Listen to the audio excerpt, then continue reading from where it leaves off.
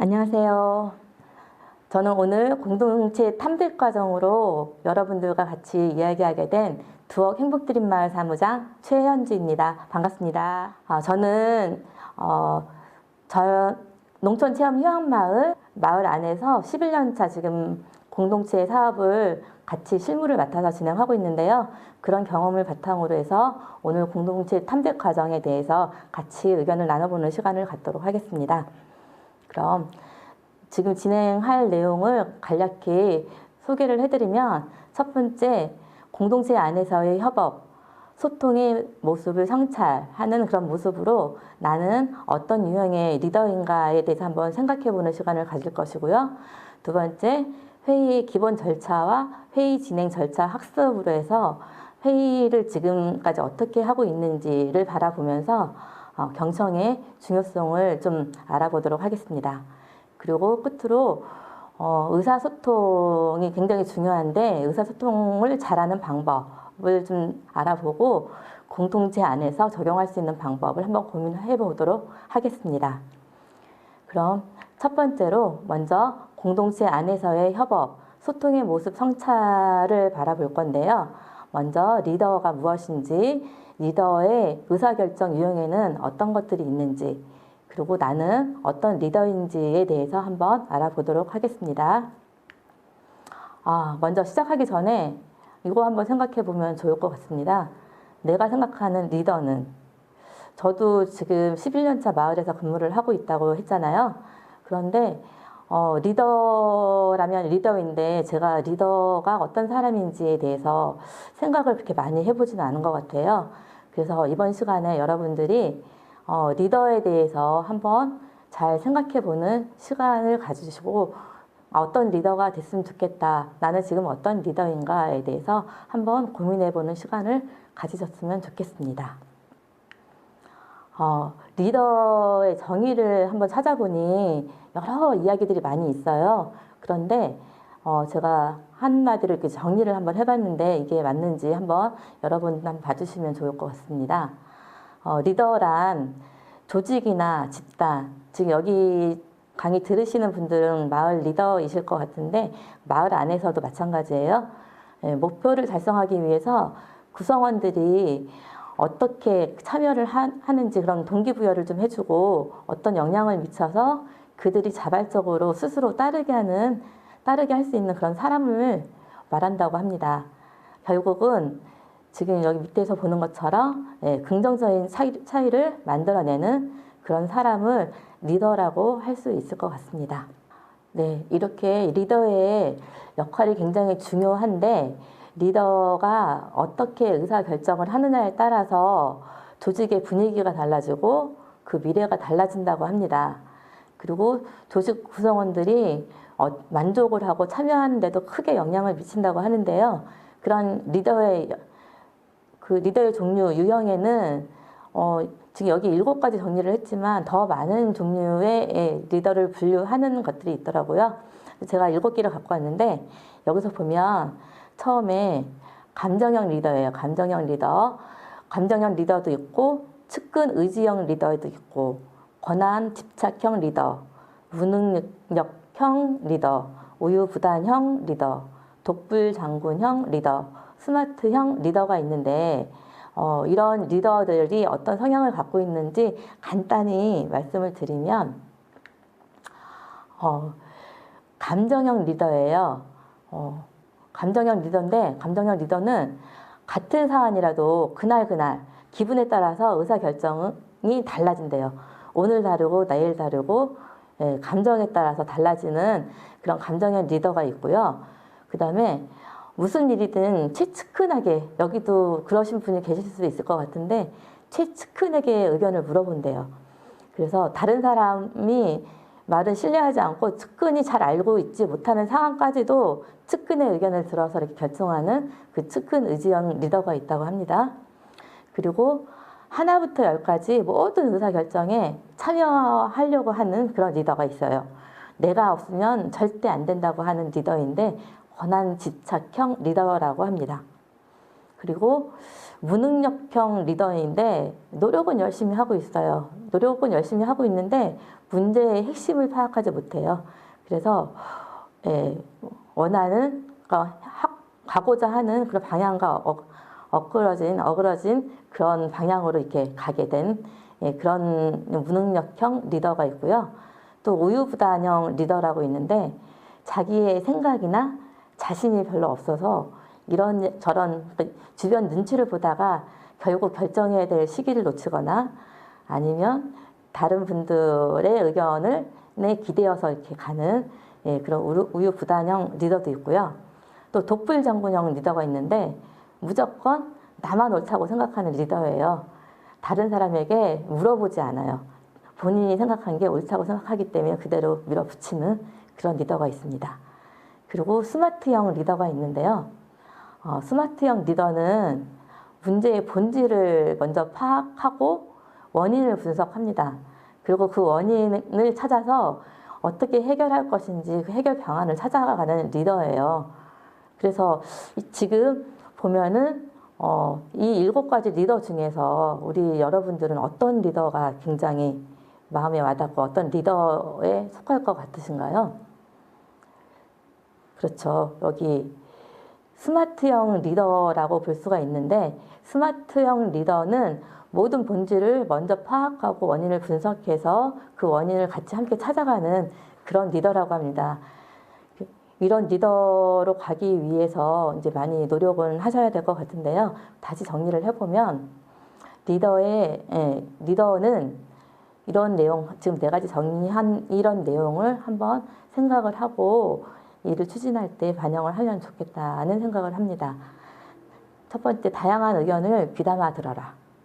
여러 사람들의 의견을 잘 들을 수 있도록 최대한 많이 들을 수 있도록 경청을 잘 해야 된다는 얘기고요. 그다음에 반대의 의견도 귀 기울여라.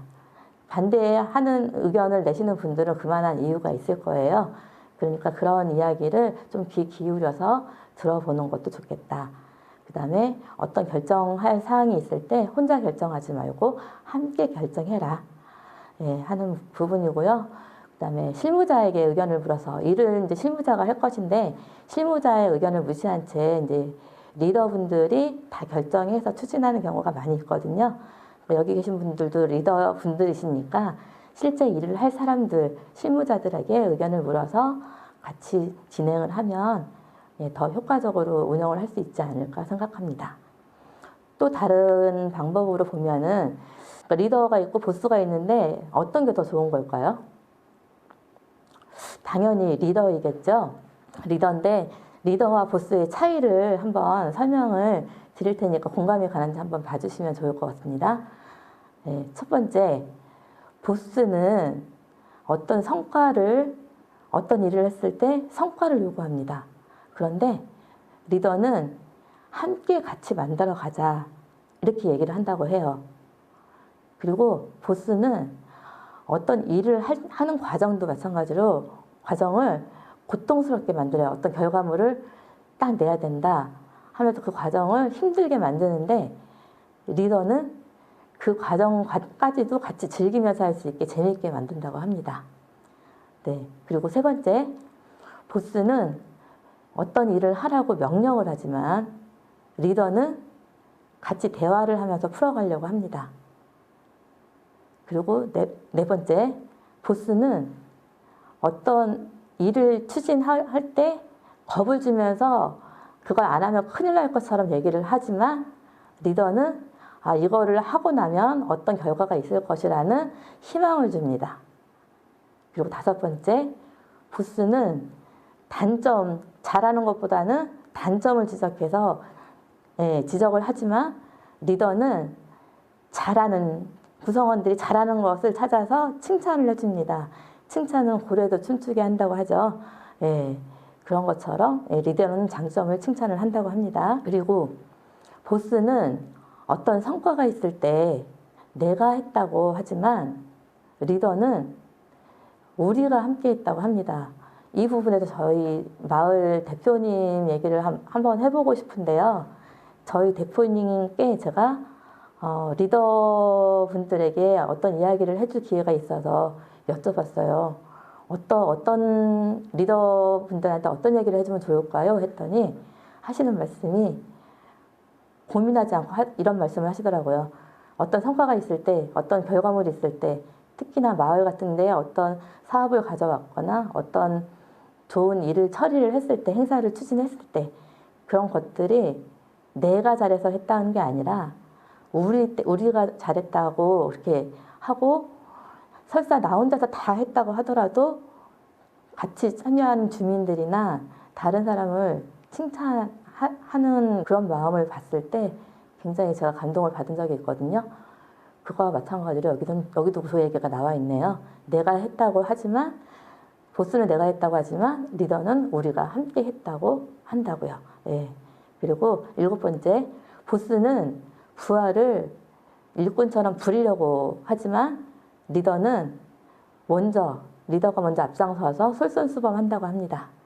그리고 보스는 권위에 의지하지만 리더는 같이 함께하는 팀워크를 유발한다고 합니다. 그리고 보스는 어떤 일을 해라라고 하지만 리더는 함께 하자라고 한다고 합니다. 보스는 회사, 마을 뭐도 될 수 있겠지만 그 규모를 키우지만 리더는 사람을 키운다고 합니다.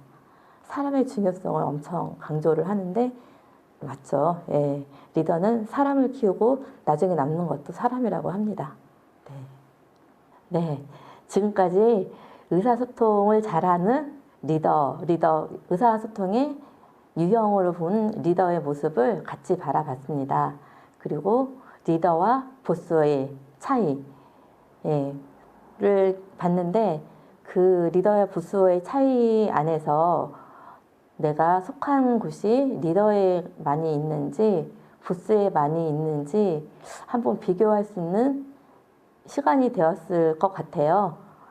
다시 한번 생각을 해보면 첫 번째 생각했을 때 내가 리더가 무엇인가 하고 떠올렸을 때 그때의 생각이랑 지금 이제 이야기를 듣고 난 다음에 지금 나는 어떤 리더인가 하고 이렇게 질문을 드렸을 때 혹시 대답할 때 대답이 되실 수 있을까요? 좀 달라진 마음이 있으시면 좋을 것 같은데 나는 보스가 아닌 리더였으면 좋겠다 하는 여러분들은 다 리더이실 거라고 그렇게 믿고 싶습니다. 그래서 다시 한번 말씀을 드리면 주민 위에 군림하는 리더는 없습니다. 그리고 우리 마을에는 보스가 필요하지 않습니다. 그러니까 여러분들은 모두 리더가 되셨으면 좋겠고요. 그렇게 되실 거라고 믿습니다. 근데 제가 여기서 한 말씀만, 여기 지금 자료는 없는데요. 제가 말씀 한 번 드리면 제가 농촌체험마을에 지금 근무를 하고 있다고 했잖아요. 근데 그 체험마을이라는 게 여러 가지 자원을 찾아서 운영을 하는데 대부분의 체험마을들에서는 외부에 잘 나가는 것들 찾아서 하는 경우가 굉장히 많이 있는데 그 안에 있는 사람들이 좋아하고 잘하는 것들을 찾아서 하는 게 굉장히 중요해요. 저희 마을 같은 경우에 상여소리 하는 노인회장님이 계시고 또 풍물하시는 그런 어르신들이 계시고 지게하는 이야기를 가지고 마을 주민이 잘하는 거를 찾아서 그거를 배우고 익혀봤더니 지금은 그 지게창당 공연이라는 걸 만들어서 그렇게 운영을 하고 있어요. 근데 지금 리더라는 거에 대해서 얘기하는데 이 얘기를 왜 드리냐 하면 저희 마을 대표님이 얘기하시기를 11년차 마을을 운영하고 있는데 어르신들의 마음을 잘 몰랐다고 얘기하십니다. 어르신들은 젊은 사람들이 다 해. 리더 앞에서 끌어가는 사람들이 다 해. 이렇게 얘기를 하시는데 참여하고 싶지 않아서 안 하는 게 아니라고 합니다. 그래서 그런 부분들은 그분들이 이제 할 수 있는 거, 그분들이 주도적으로 할 수 있는 거를 하다 보니 일주일에 한 번씩 교육 받는 거를 매일매일 받아야 된다고 어르신들이 얘기를 하고 요즘에는 공연을 자주 하는데 공연을 할 때도 쩔뚝쩔뚝거리면서 평소에 걸을 때 힘들게 걸으면서도 지기장단 하러 나오라고 하고 공연하러 오시라고 하면 즐겁게 참여하시면서 힘들지 않으냐고 여쭤보면 지게장단 할 때는 하나도 안 아프다고 얘기하십니다. 그거는 뭐냐면 그분들이 하고 싶은 거, 잘하는 것을 찾아서 그들이 잘할 수 있도록 이렇게 도와줬기 때문이라고 생각해요. 그러니까 리더는 그런 것들도 찾아서 이렇게 활용할 수 있는 그런 사람이라고 생각합니다. 네, 그리고 제가 그 탈무드 좀 어렵긴 한데 탈무드 명언을 봤더니 그런 게 있더라고요. 세상에서 가장 현명한 사람이 모든 사람으로부터 배울 수 있는 사람이라고 합니다. 그리고 가장 사랑받는 사람은 모든 사람을 칭찬하는 사람이래요. 칭찬을 받는 사람보다는 내가 칭찬을 하는 사람이고요. 그 다음에 가장 강한 사람은 자신의 감정을 조절할 줄 아는 사람이래요. 그러니까 이런 부분들을 좀 알고 나를 다시 되돌아보고 나를 좀 점검하는 시간이 되었으면 좋겠습니다. 이렇게 해서 첫 번째 강의 공동체 안에서의 협업, 소통의 모습, 성찰 부분에 있어서 강의를 마무리하도록 하고 그 다음 강의로 넘어가도록 하겠습니다. 네, 두 번째 강의인데요. 두 번째 강의는 마을에서 접하고 있는 회의를 어떻게 하고 있는지 회의 기본 절차하고 회의 진행 절차 학습이라고 해서 회의를 어떻게 진행하고 있는지 그런 경험 같은 것도 같이 생각을 한번 해보면서 소통할 수 있는 회의가 어떤 것인지 그리고 소통하는 회의 중에서 여러 가지 기법이 있는데 그 중에서 경청이 왜 중요한지에 대해서 같이 이야기를 나눠보도록 하겠습니다. 먼저 시작하기 전에 여러분들은 얼마나 자주 회의를 하고 있는지요? 뭐 1년에 한 번 총회 때 회의하는 부분 아니면 원래로 해서 한 달에 한 번씩 하고 있거나 분기별로 하고 있거나 아니면 정해져 있지 않은데 임시로 회의를 불러서 하고 있거나 이렇게 여러 가지 유형의 회의 진행하고 있는 내용이 있을 것 같아요. 그리고 또 어떻게 회의를 진행하고 있는지 어떻게 회의를 진행하고 있는지에 대해서는 조금 대답하기가 좀 어려울 수 있을 것 같은데 뒤에 사진을 보면서 같이 얘기를 하도록 하겠습니다. 이 사진은 저희 마을에 있는 마을 회의 사진이에요. 지금 이게 열변을 토하고 계신 분이 저희 마을 대표님이십니다. 대표님이시고 어떤 안건을 가지고 열심히 이야기를 하고 계시죠. 근데 대부분의 마을 회의가 다 이렇게 돌아갈 거예요.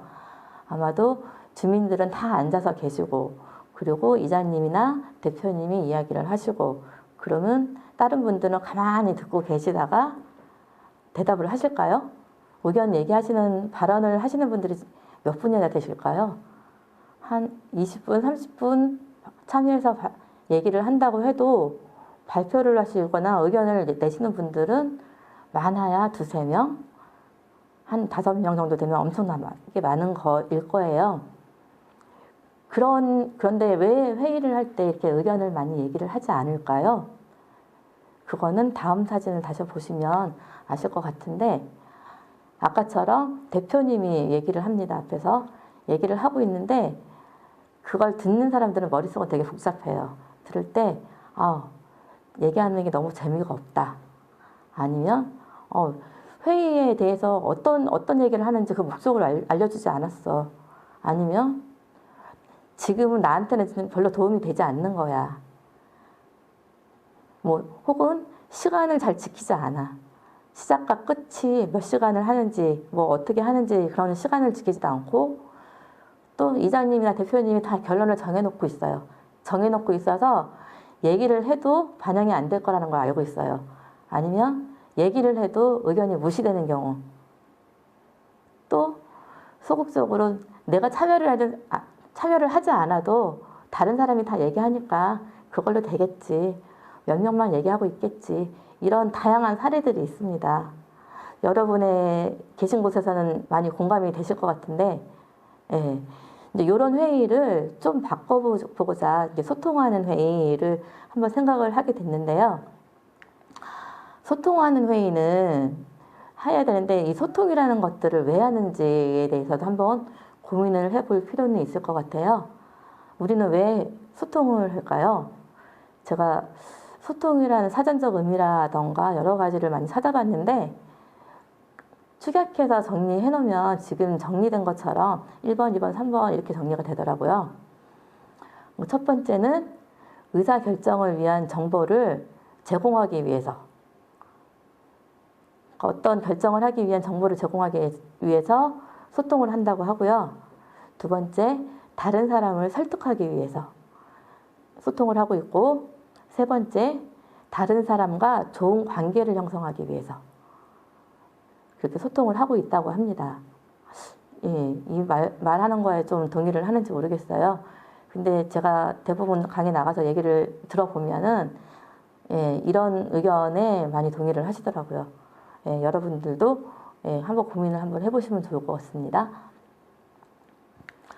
그리고 소통하는 회의라고 해서 요즘에 여기 참여하신 분들도 그런 얘기를 하셨을 수도 있을 것 같아요.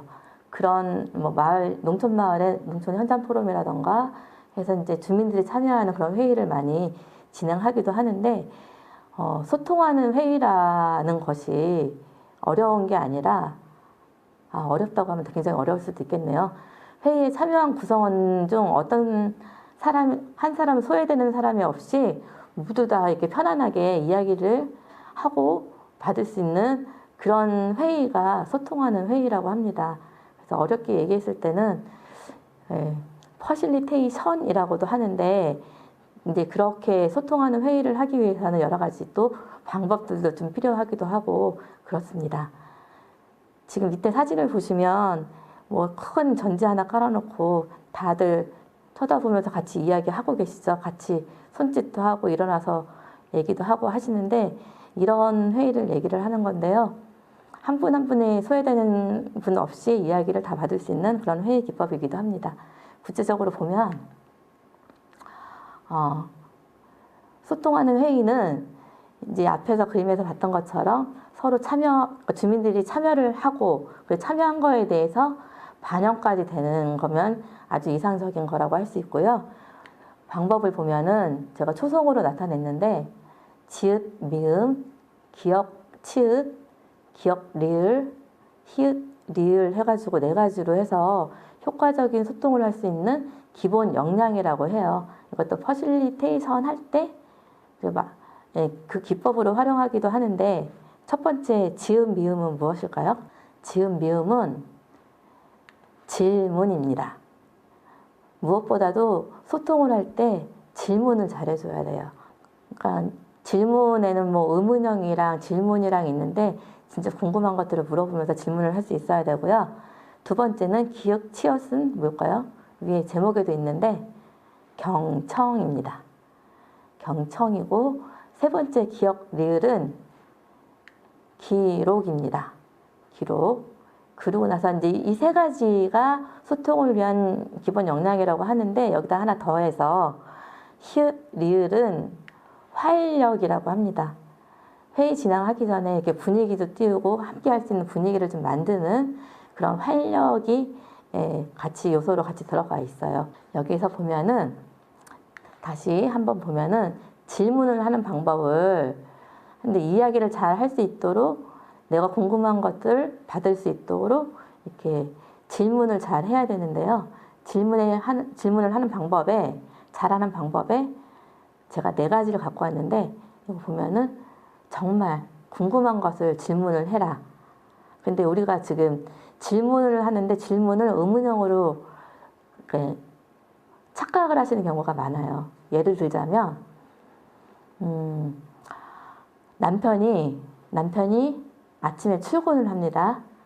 남편이 아침에 출근을 하는데 거기다 대고 부인이 이렇게 얘기를 해요. 여보 나 이뻐? 하고 물어봅니다. 그러면 여러분들 어떻게 대답할까요? 그 부인이 그 남편한테 진짜 예쁜지 안 예쁜지 그 답을 얻으려고 할까요? 그건 아니죠. 나는 남편한테 예쁘다는 말을 듣고 싶은 거예요. 그거는 의문형이지 질문이 아닙니다. 그러니까 질문을 할 때는 정말 궁금한 것을 물어봐야 돼요. 그리고 우리 토론회나 뭐 공청회나 뭐 이런 거 할 때 그러니까 기자들이나 이렇게 할 때 기자회견 같은 것도 마찬가지고 할 때는 어떻게 해요? 질문을 할 때 첫째 이거, 둘째 이거, 셋째 이거 질문을 여러 가지를 한꺼번에 물어보죠. 그러면 답하는 사람들이 그걸 막 적어가면서 답을 해줘야 돼요. 그죠? 근데 그런 경우는 답하기가 굉장히 어려울 수 있어요. 그러니까 우리가 질문할 때는 진짜 궁금한 것을 한 번에 한 가지씩 질문을 하는 거예요. 답하기 쉽게. 그리고 또 한 가지는 상대방이 대답할 수 있는 것을 물어봐야 돼요. 상대방이 모를 것 같은 거를 일부러 물어보는 거는 아니고 상대방이 대답할 수 있는 그런 질문을 해라. 그리고 질문을 했을 때 생각할 수 있는 여유를 안 주고 자기가 답을 알고 있으니 질문을 하고 바로 답을 해버려요. 그런 경우가 있으니 이제 질문을 했을 때는 상대방이 생각할 여유를 좀 주면 좋겠다 하는 부분입니다. 그리고 이제 진짜 경청. 이게 무슨 자죠? 들을 청자예요. 들을 청자. 들을 청자 안에는 귀, 이자, 임금, 앙자, 열, 십자, 눈, 목자, 한, 일자, 마음, 심자 여러 한자들이 모아져 있어요. 근데 이거를 같이 풀어보면 좋을 것 같은데 한번 같이 풀어보도록 하겠습니다. 여기서 열, 십자하고 눈, 목자를 모았어요. 그러면 어떤 이야기가 될까요? 이거를 다시 한번 보면 어떤 의미가 되는지 한번 볼게요. 보시면 열, 십자랑 눈, 목자를 모아놨더니 상대방의 눈을 10번 정도로 바라보면서 그런 의미가 담겼답니다. 상대방의 눈을 10번 정도 바라보면서 이번에는 귀, 이자, 한, 일자, 마음, 심자예요. 요거를 합쳐서 보니 또 의미를 한번 담아보면 어떤 의미가 담길까요? 네. 한 일자는 한결같은 마음. 한결같은 마음으로 귀를 기울입니다. 그러니까 상대방이 눈을 바라보면서 10번 정도 바라보면서 한결같은 마음으로 귀를 기울여서 들으래요. 그러면 이제 임금 왕자 하나만 남았죠? 임금 왕자를 보면 왕자를 보면 상대방은 듣는 사람을 왕처럼 생각하고 말하는 사람도 상대방을 왕처럼 생각하게 될 것입니다. 하고 이 들을 청자 안에 이렇게 큰 의미가 담겨져 있습니다. 네, 놀랍지 않나요? 저만 그런가요? 네, 그래서 듣는 거에 굉장히 중요한 부분을 얘기를 하는 거고요. 그 듣는 것을 잘하는 방법들을 이제 여러 가지 듣는 방법들이 있는데 그 중에서 적극적으로 경청하는 방법을 얘기하는 거예요. 이것도 같이 설명을 드리면 첫 번째, 상대방의 얘기를 잘 들어주는 거예요.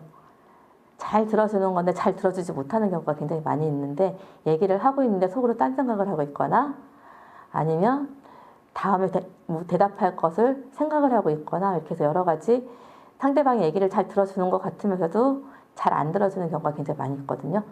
그러니까 상대방의 얘기를 잘 들어주려고 노력을 하면 될 것 같고 두 번째 얘기할 때 지금은 제가 영상 강의니까 앞에서 얘기 듣는 분들의 표정이나 볼 수가 없어요. 그래서 얘기하기에 잘 듣고 있는 건지 잘 모르지만 이제 상대가 있을 때 계속 말을 할 수 있도록 어떻게 하냐면 관심을 보여주면서 끄덕끄덕 반응을 해주거나 이렇게 해서 한번 얘기를 해주는 거예요. 그러니까 상대가 얘기할 때 계속 말을 할 수 있도록 관심을 보여주면서 반응을 해주는 거 몸짓이나 해주는 방법이고요. 세 번째, 명확하지 않은 내용이 있으면은 질문을 하는 거예요. 그러니까 얘기를 막 하고 있는데 내가 들었을 때 잘 모르겠다 아니면 정확하게 잘 모르겠는 내용이 있으면 다시 한번 물어보는 거예요. 다시 한번 설명해 주겠어요? 하면 그 상대방은 내가 얘기하는 걸 진짜 잘 듣고 있구나 해서 더 이렇게 잘 얘기를 하게 되거든요. 그런 부분이 있고요.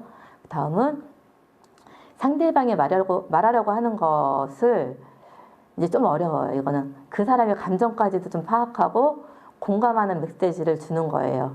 근데 여기까지는 못하더라도 그 사람이 얘기하는 걸 내가 좀 와닿게 이렇게 설명할 때 이렇게 같이 공감하면서 뭐 이렇게 해주는 부분들이 있을 수 있고 그 다음에 이제 뒤에 가서는 5번, 6번 같은 경우에는 이제 해줄 수 있으면 좋을 것 같아요.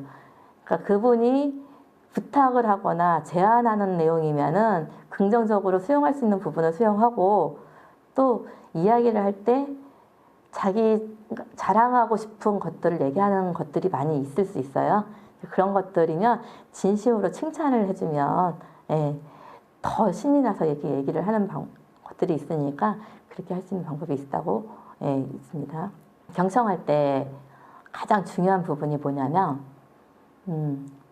제가 회의할 때도 그렇고 잘 들어주라고 했잖아요. 잘 들어주라고 했는데 잘 들어줄 때 아까 앞에서 얘기했던 것처럼 공감해 준다고 했죠. 공감해 주는 것 중에 잘 좋은 것들이 여기 지금 제가 적어드린 아 그렇구나예요.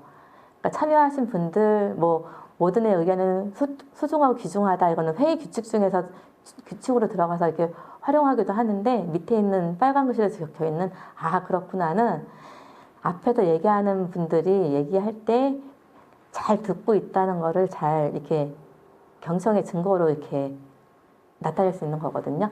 이게 그런 부분이니까 아 그렇구나 하면서 생각해 줄 수 있을 것 같습니다. 이렇게 해서 이제 회의 기본 절차랑 회의 진행 절차 학습에 관련돼서 얘기를 나눴는데 경청의 중요성을 많이 좀 느끼는 시간이 되었으면 좋겠고 마을 회의할 때도 이제 이런 회의 참여하신 분들이 좀 이야기를 할 수 있도록 그런 분위기를 좀 만들어 보는 것도 굉장히 중요할 것 같습니다. 네, 이제 그 세 번째 시간이네요.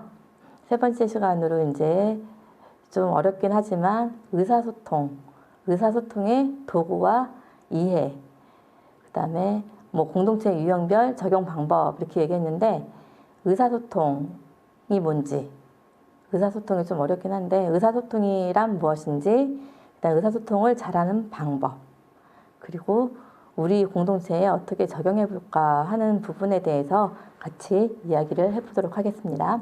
네, 의사소통에 대해서 얘기를 하려고 하는데 의사소통이라는 것은 어떤 의미가 담긴 그런 메시지를 주고받는 그런 과정이라고 하고 그 메시지 안에는 어떤 생각이라던가 어떤 의견이라던가 감정 같은 것들이 다 포함돼서 서로 교환되면서 서로 비슷한 공통적인 그런 이해가 이루어지는 그런 일련의 과정이라고 정의하고 있어요. 그리고 그런 의사소통을 할 수 있는 다양한 기술들이 있는데 그거는 앞에서 얘기했던 공감하는 부분들, 상대방의 입장이 되어보는 부분들 해가지고 서로 상대방의 입장이 되어 생각하는 그런 공감대가 형성되는 그런 것들을 말을 하는데 이 의사소통이라는 정의에다가 의사소통의 기술이 더해지면 그런 공감대 형성에 많이 도움이 되고 있고 하는 부분입니다. 여러분들은 뭐 어떻게 하고 계시는지 모르겠지만 저희 마을 사례를 좀 보면은 아까 얘기했던 그 마을 리더가 마을 주민이 잘하는 것을 찾아서 뭐 지게장단으로까지 연결을 해서 지금까지 운영을 하고 있는 부분들이라던가 어르신들이 생각하는 것들을 고지고대로 이렇게 얘기하는 거를 고지고대로 듣는 게 아니라 그 마음의 내면까지 생각을 해서 그거를 어떻게 반영할 것인지를 같이 고민을 해서 같이 적용하는 부분이라던가 그런 것들이 하나의 이제 그 공감대 안에 들어갈 수 있을 것 같은데요. 그거를 의사소통을 잘하는 그런 기술이라고는 기술이고 방법을 소개를 시켜드리면 제가 지금 4가지를 가지고 왔어요. 4가지를 가지고 왔는데 뭐 이름을 들었을 때는 뭐 1, 2, 3화법, if 화법, 그 다음에 긍정화법, 나 메시지 화법 이렇게 해갖고 4가지를 가지고 오긴 했는데 이 말하는 방법이 이름만 봐서는 무슨 말씀인지 알아들을 수 있으실까요? 네, 좀 그러니까 이해할 수 있는 부분도 있고 좀 어려운 부분도 있을 텐데 1, 2, 3 화법은 숫자 그대로 하나, 둘, 셋 화법이에요. 그리고 if는 영어이긴 한데 만약에 뭐뭐라면 하는 화법이에요. 그리고 긍정화법은 긍정적인 의미가 좀 담기는 거겠죠. 그리고 나 메시지 화법은 나를 기준으로 해서, 그러니까 내 입장에 내 생각을 이렇게 이야기하는 방법인데, 이거에 대해서 구체적으로 한 번 더 얘기를 나눠보도록 하겠습니다. 보면은 1, 2, 3 화법인데요. 말 그대로 한 번 우리가 얘기할 때 그 대부분 리더분들이 좀 그런 부분들이 있어요. 저희 마을 대표님도 처음에는 안 그러셨는데 이제 마을 지금 11년 차 이렇게 운영을 하다 보니까 저도 마찬가지인 것 같아요. 이게 말이 좀 많아지거든요. 그러니까 하고 싶은 말들이 많고 머리에 들어간 것들이 좀 많아지면은 다 이렇게 알려주고 싶은 그런 마음이 좀 많이 생겨요. 그래서 한 번 말할 거 두 번 말하고, 두 번 말할 거 10번 말하고. 그래서 손님들이 오셔서 얘기할 때도 그러니까 해주고 싶은 얘기가 너무 많으니까 얘기를 많이 하거든요. 근데 그러니까 상대방이랑 같이 이야기 나눌 때 상대방이 이야기를 좀 많이 하는, 그러니까 같이 소통할 수 있는 방법으로는 1, 2, 3 화법이 한번 이제 고민해 볼 필요가 있을 것 같은데, 1번은 한 번을 말하는 거예요. 말하는 건 한 번을 말하고, 2는 뭐냐면 두 번 들어주는 거예요. 두 번. 아까 경청이 중요하다고 했는데 두 번을 들어주는 거예요.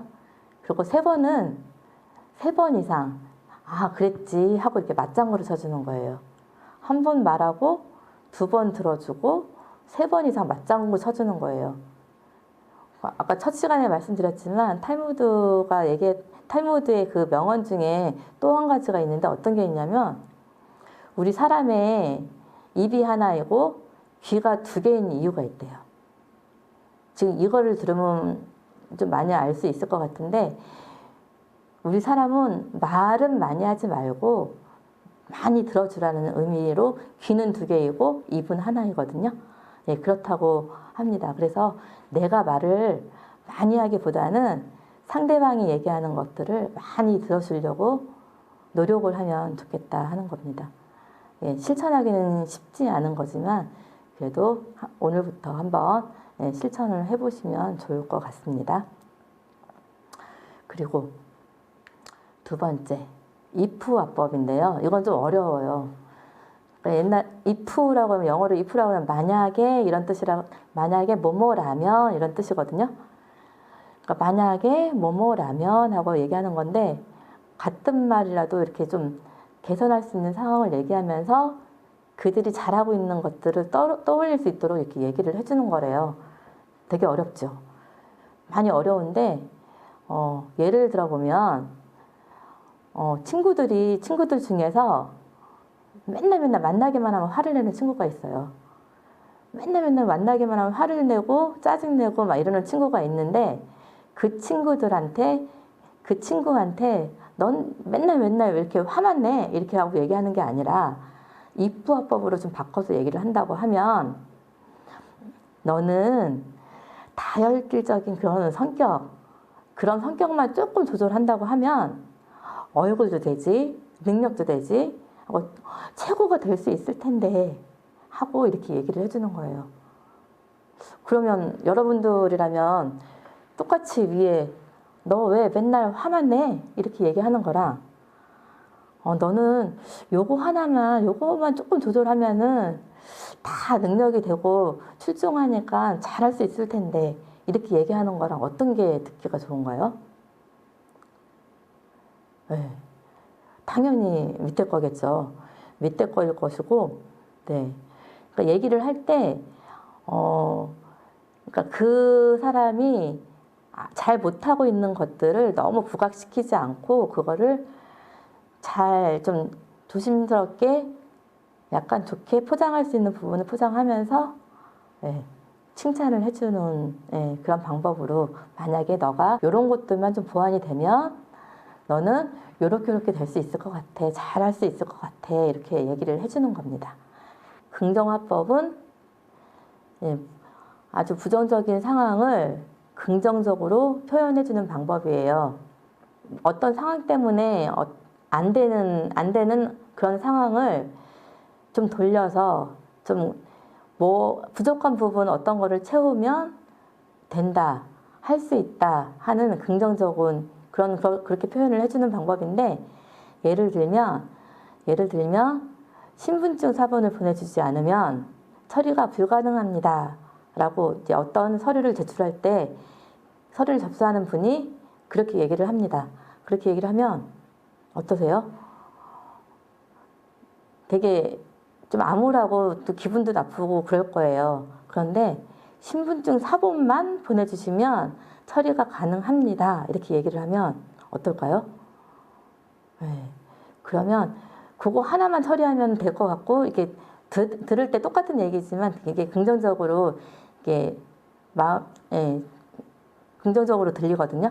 그러니까 이런 부분들처럼 얘기할 때 그 사람이 좀 편안하고 잘 들릴 수 있게 그렇게 얘기를 하면 좋을 것 같다는 생각이 듭니다.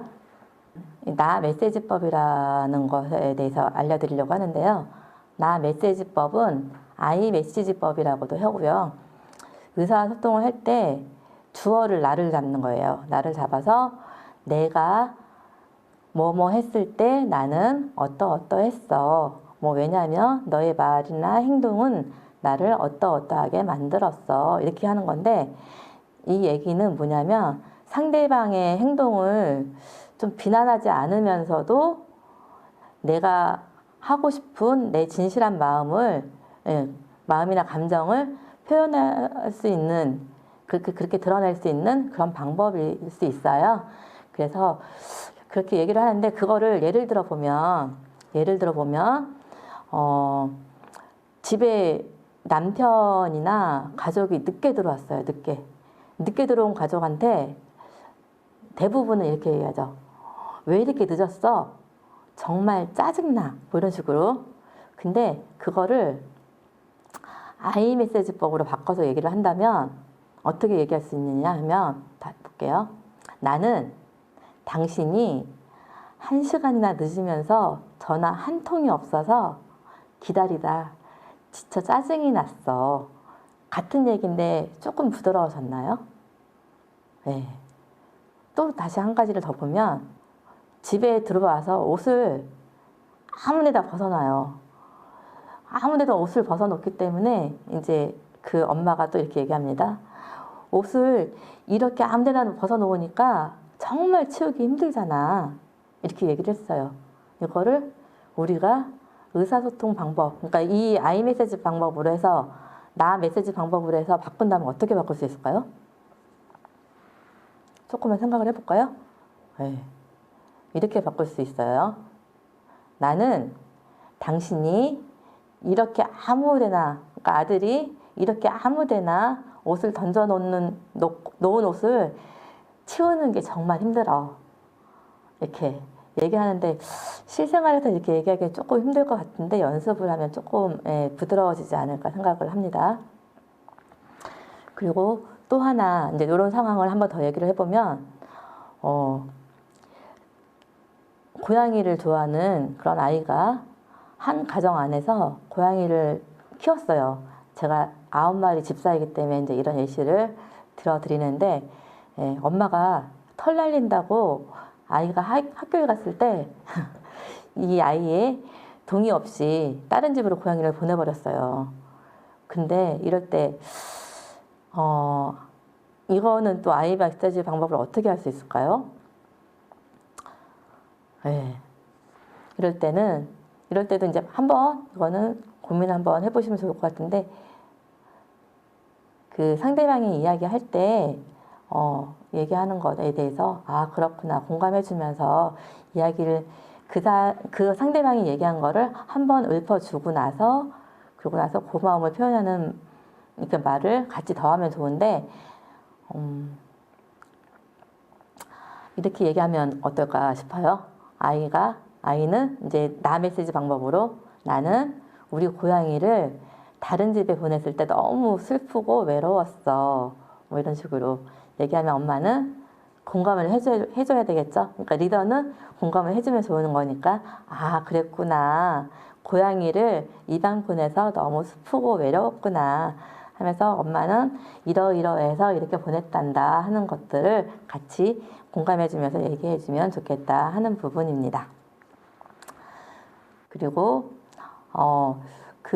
지금 소통기구 중에는 이렇게 얘기를 드렸는데 여기 안에서 또 우리가 얘기할 때 한 가지 더 얘기를 드리면 어떤 것이 있냐면 이렇게 이야기하는 거에 다리 놓기라는 얘기가 있어요. 그게 뭐냐면 상대방이 같이 얘기를 할 때 어떤 중요한 얘기를 하기 전에 그 밑에 이제 가벼운 얘기를 나누는 거예요. 가벼운 얘기를 나눈 건데 우리가 본격적인 얘기 들어가기 전에 뭐 처음 결론 내지 말고 날씨가 어때? 오늘 아침에 뭐 먹었어? 이런 식으로 가볍게 얘기를 나누면서 중요한 얘기를 하면은 얘기하는 분위기가 좀 좋아지니까 그건 대화의 기술에 다리 놓기 기술이라고 있는데 그런 부분도 하나 그냥 같이 덧붙여서 말씀을 드리고 다음으로 넘어가도록 하겠습니다. 넘어가면 이렇게 이제 의사소통 도구들도 있고 여러 가지가 많이 있는데 제가 그냥 마을에 적용할 부분들을 고민을 좀 해봤어요. 해봤는데 너무 어려운 부분들이 많이 있고 또 광범위하다 보니 제일 중요한 것이라고 생각했던 것들이 함께 지킬 수 있는 약속을 정하는 것이라고 생각을 했어요. 저는. 그래서 약속을 정하는데 그 약속을 정할 때 그냥 리더가 앞에서 정하는 것이 아니라 함께 정하는 거예요. 함께 정하는 건데 예를 들어서 마을 회의를 할 때 주민들이 같이 의견을 같이 주셔서 그렇게 얘기한 것들을 합의를 하는 거예요. 근데 이 약속이라는 게 굉장히 어려운 약속이 아니거든요. 어려운 약속이 아니고 제가 어느 마을에서 같이 얘기를 해봤더니 약속에 어떤 게 정해졌냐면 한 달에 한 번씩 짜장면 먹으러 가기 뭐 이런 것도 약속으로 나와요. 그런 것도 나오고 회의할 때는 무조건 참여하기, 특별한 사유가 있을 때는 뭐 얘기하고 하긴 하겠지만 그런 것들도 주민들 입에서 회의할 때는 한 가지 뭐 의견을 뭐 제시하기 이런 것들, 그러니까 회의할 때 그런 의견들도 좀 같이 얘기를 했었었고요. 그 다음에 뭐 생활할 때도 마찬가지인데 주민들이 요즘에는 기촌인들이 있고 마을 원주민들이 있고 같이 소통이 잘 안 되는 경우들도 굉장히 많이 있거든요. 근데 그런 경우들에 있어서도 얘기를 할 때 약속을 만들어서 지키면 좋아졌다는 그런 마을 사례도 있어요. 근데 어떤 얘기냐면 마을 주민들끼리 서로 먼저 본 사람이 인사하기, 웃으면서 인사하기 뭐 이런 것들이 있는데 어느 마을 갔더니 그냥 멀리서 봤을 때는 안 보이니까 이렇게 손을 들어서 이렇게 인사를 먼저 본 사람이 이렇게 인사하는 그런 것도 얘기를 하시더라고요. 이제 그런 부분들이 있어서 같이 그러니까 지킬 수 있는 그런 약속을 한번 만들어서 해보면 좋겠다 하는 부분인 거예요. 그런 것들이고 그러니까 지금 이제 이 교육을 들으시는 분들이 대상이 대부분이 다 이제 리더분들이시라고 하는데 리더분들 중에는 이제 마을 분들이랑 같이 이렇게 친숙하신 분들도 있으실 것이고 아니면 새로 되신 분들도 계실 것이고 저처럼 실무자인 분들도 계실 것 같아요. 그런데 제가 실무자의 입장에서 이제 한 번 더 이제 여기 적혀 있지는 않지만 말씀을 드려보면 어떤 내용이 있냐면 약간 친해지는 방법인 거예요. 친해지는 방법인데 저는 항상 얘기하는 것이 차 한 잔의 힘이라고 얘기하거든요. 차 한 잔의 힘이라고 얘기하는데 그 부분이 뭐냐면 서로 만나면 먹으면서 정이 쌓인다고 차 한 잔의 힘이 굉장히 커요. 저는 마을에서 지금 11년차 근무를 하고 있지만 마을 주민들이랑 같이 뭐 갈등이 있다거나 모르겠어요. 저 뒤에서는 어떻게 얘기하실지는 모르겠지만 제 앞에서는 항상 하는 것도 없는데 잘한다고 얘기를 해주시고 이렇게 응원을 해주시거든요. 그런 이유 중에 하나가 이 차 한 잔에 힘이 들어있다고 생각을 해요. 뭐냐면 제가 마을에 근무를 하긴 하지만 외지에서 출퇴근을 합니다. 그러면 이제 마을 분들을 잘 알지 못해요. 그러니까 같이 알기 위해서 지나시는 분들이랑 친해지기 위해서 그 사무실을 민원실화해서 차 한 잔을 이렇게 권하고 못 들어오시면 같이 나가서 같이 차를 마셔보고 예, 그렇게 해서 이렇게 친해지는 그런 상황이 됐거든요.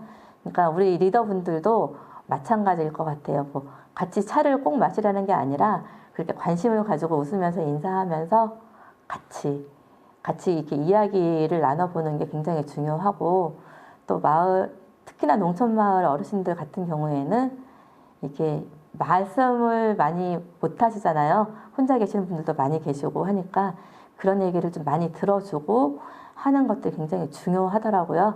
그런 부분에 있어서 리더분들이 좀 끌어가실 때 그런 것들이 좀 참고가 될 수 있을 것 같다는 생각이 듭니다.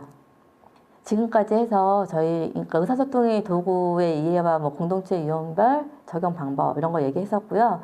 그리고 이제 그 다음에 제가 앞에서 소통하는 회의할 때 필요한 기법을 얘기할 때 4가지를 얘기했었는데 혹시 기억을 하고 계신가 모르겠어요. 질문, 경청, 기록, 활력 얘기했었는데 그 중에서 이제 시간이 없어서 이렇게 넘어갔던 부분이 있는데 그거를 한 가지만 좀 보완해서 말씀을 드리면 기록의 중요성이에요. 그러니까 저희가 질문을 잘하고 경청을 잘 했는데 그 경청해갖고 이야기 나온 것들의 결과물이 기록이거든요. 근데 그 기록을 잘 못 해놓으면 그동안 했던 것들이 다 이렇게 무산되는 그런 경향이 있고 또 마을에서는 많은 활동을 하고 있는데 그게 증빙이 부족해서 안 한 게 돼버리는 경우가 굉장히 많아요. 여기 지금 강의 들으시는 분들은 잘 하고 계시겠지만 그래서 기록을 잘 하셔야 되는데 그 기록물 안에는 제일 중요한 게 사진이에요. 사진이니까 사진 자료 하나하나 움직일 때마다 마을에서 조그만 행사가 있을 때마다 그런 것들 사진을 잘 정리를 하셔야 되고요.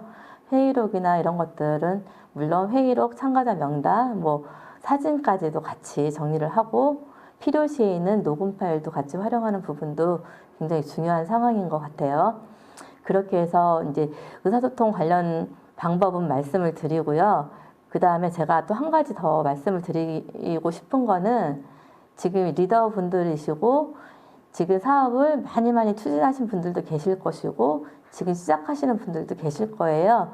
근데 마을 공동체를 만들 때, 운영할 때 성공할 수 있는 그런 팁이라면 팁이고 그런 방법이라면 방법인데 제가 같이 이제 11년 동안 같이 운영을 하면서 느꼈던 부분으로 같이 말씀을 드리면 첫 번째 어떤 공동체 사업이나 이런 걸 추진할 때 명확한 목적을 가지고 해야 된다는 거예요.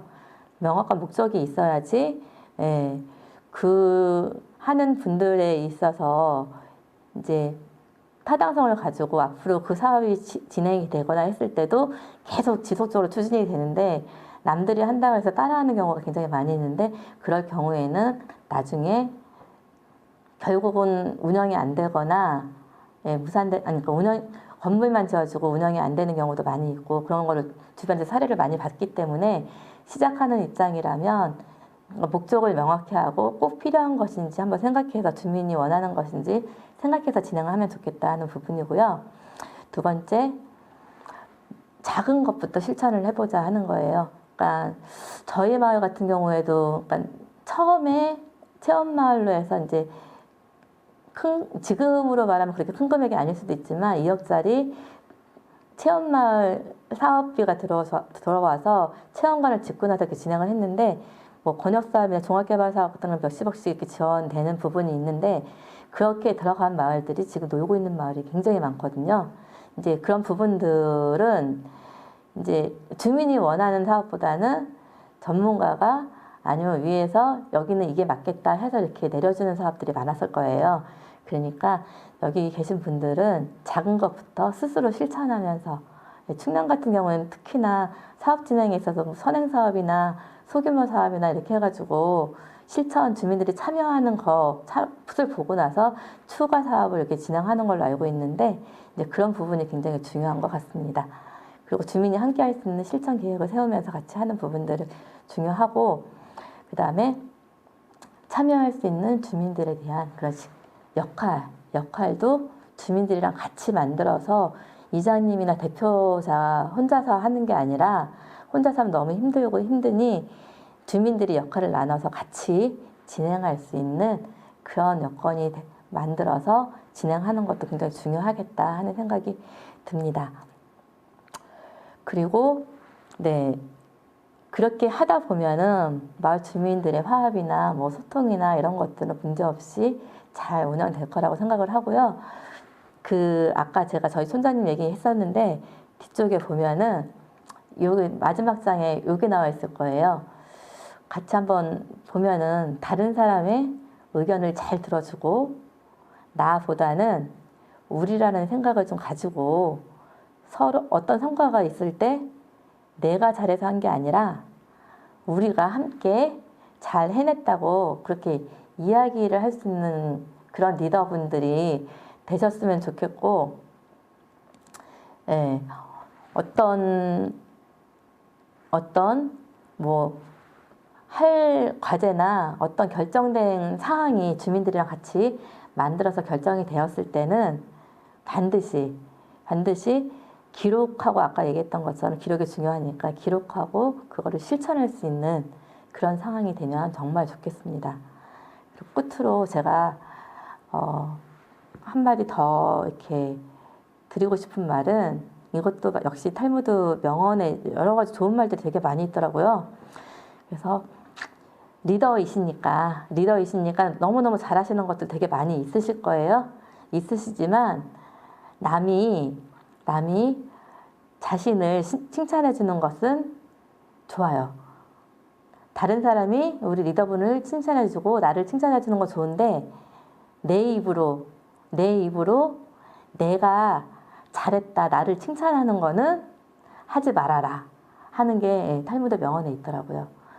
깊이 공감이 돼서 제가 끝인사로 이렇게 이야기를 하면서 마무리하도록 하겠습니다. 네, 지금까지 긴 시간 경청해 주셔서 감사합니다.